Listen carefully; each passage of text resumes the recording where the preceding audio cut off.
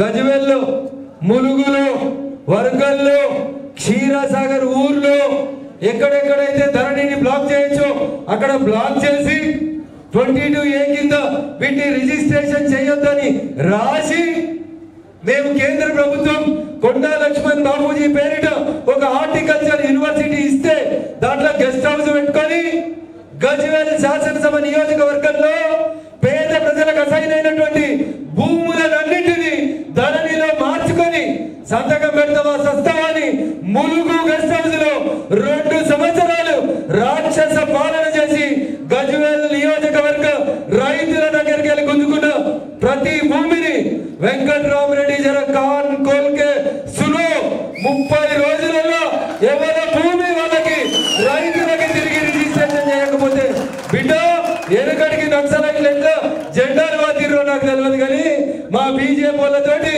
ఆ భూములు ఎవరై వాళ్ళకి ఇప్పించేదాకా అవసరమైతే ఏ దాకలైనా కొట్లాడతా తప్ప ఏడ కూడా ఎనకడిగా చెప్తా ఉన్నా.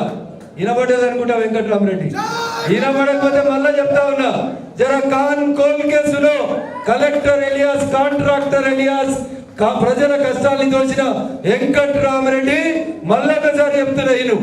గజ్వేల్ నియోజకవర్గంలో నీ బినామీ కంపెనీలు, నీ కంపెనీ రాజపుష్ప పేరిట ఇంకా ఎవరెవరి పేరు మీదనైతే దళితుల భూములు, పేదల భూములు, అసైన్మెంట్ భూములు తహసీల్దార్ ఆఫీసులో రికార్డులు గాలిపోయినాయని చెప్పి నీ బినామీల పేరిట రాసిన భూములకి 30 రోజులు గడిపిస్తున్న వెంకట్రామరెడ్డి మర్యాదగా భూములు వాపసు ఇవ్వకపోతే కోర్టులు, పోలీసులు రఘునందన్ అడ్డం కాదు, ఆపితే కూడా ఆగం.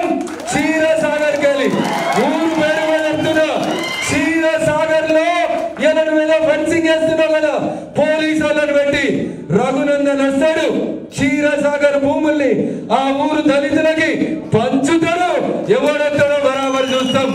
మిస్టర్ రేవంత్ రెడ్డి, నీకు నిజాయితీ ఉంటే నీ పొంగులేటి శ్రీనివాస్ రెడ్డి రెవెన్యూ మినిస్టర్ కు నిజాయితీ ఉంటే గజ్వేల్ అసెంబ్లీ నియోజకవర్గంలో చుట్టరికం లేకపోతే తప్పు చేసినోని శిక్షిస్తానే ధైర్యం రేవంత్ రెడ్డి అనే ముఖ్యమంత్రికి ఉంటే వెంకట్రామరెడ్డి భూముల మీద విచారణ జరిపించి మరి పొంగులేటి శ్రీనివాస్ రెడ్డిని, రేవంత్ రెడ్డిని సందర్భంగా డిమాండ్ చేస్తున్నా.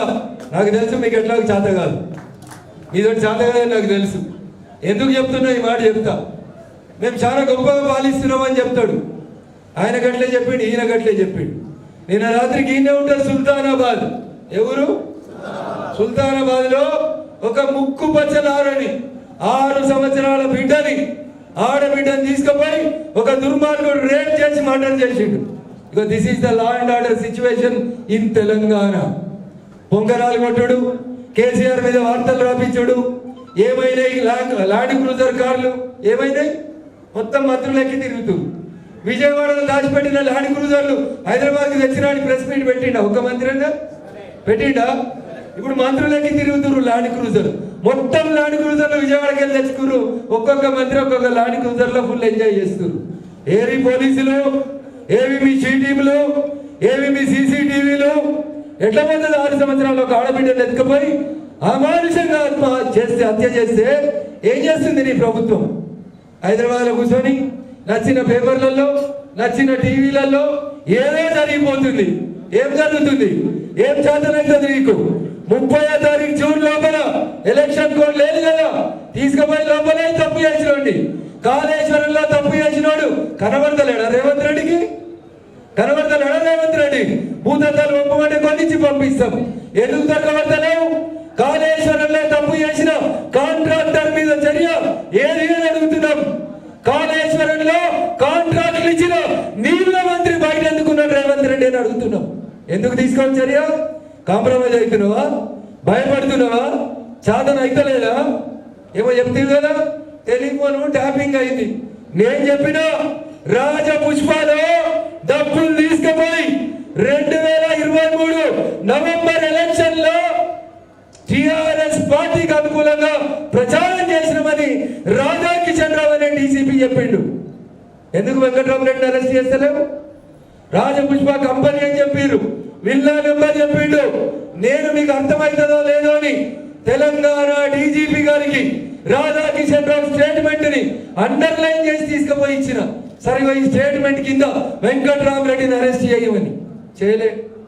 ఇవాళ ఎందుకు చేస్తలేం? ఎలక్షన్ కోడ్ లేదు కదా, ఎందుకు చేస్తలేం? 100 కోట్లకు ఎకరం కొన్నాడు కదా వెంకట్రామరెడ్డి. చెప్పినావు కదా రేవంత్ రెడ్డి, దాంట్లో కేసీఆర్కు వాట ఉందని. మరి వీళ్ళు ఎందుకు ఆ భూములను తిరిగి తీసుకుంటలేవు? మీకు కూడా ఏమైనా వాటా ఇచ్చిరా? పొంగులేటి శ్రీనివాసరెడ్డి గారు ఏమైనా సెటిల్మెంట్లు చేసిరా? ఆ భూములను వెనకాల తీసుకుంటామన్నావు కదా, చాలా మాట్లాడినావు కదా. ఏది కేటీఆర్ ఫామ్ హౌస్ ఏది? ఎందుకు వస్తలేదు? పోయినావు కదా, డ్రోన్ కెమెరాలు ఎగిరేసినావు కదా రేవంత్ రెడ్డి. ఎందుకు వెనకాల తీసుకుంటలేవు? జొన్నవాడ ఫామ్ హౌస్ ఎవడు లేడు అడిగేటోడు.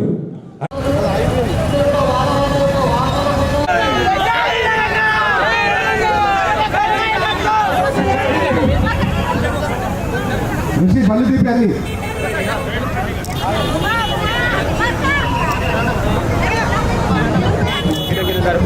అందరినీ రథం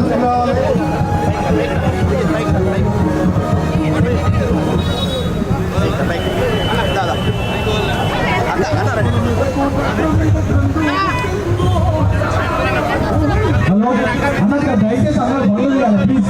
దయచేసి బయట నుంచి రథం ముందు బండ్లు ఉండాలి అన్న. వస్తుంది అందరూ బండ్లు చేయాలి. దయచేసి అందరూ బండ్లు తీయండి అన్న ప్లీజ్. బండ్లు అందరూ తీయాలి, రథం ముందు బండ్లు ఉండాలి ప్లీజ్. దయచేసి అందరూ బండ్లు తీయాలి. దయచేసి బైక్లను కూడా ముందు వెళ్ళాలి. అక్కడ చాలా మంది నిలబడి ఉన్నారు, అందరూ కూడా దయచేసి బైక్ల పైన ఎక్కాలి. మన వరుస క్రమంలో పెట్టి వాళ్ళందరూ కూడా ముందు పోయే విధంగా మనం చొరవ తీసుకోవాలి. వాళ్ళందరూ కూడా వెనుక బైక్ ఉన్నాయి, ఆ గ్రౌండ్ లో కూడా చాలా బైకులు అట్లే ఉన్నాయి. చాలా మంది హోటల్ దగ్గర నిలబడి అందరూ కూడా దయచేసి ముందుకు రావాలి. సమయం అయింది.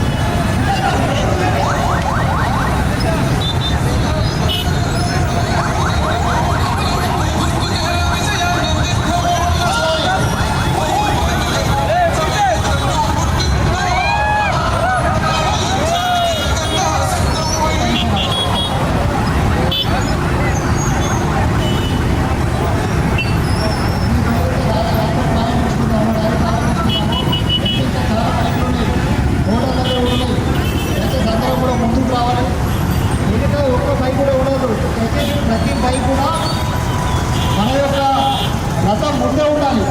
రథానికి వెనుక వైపు దయచేసి ఎవరి వెహికల్ కూడా ఉండదు. కేవలం కార్లు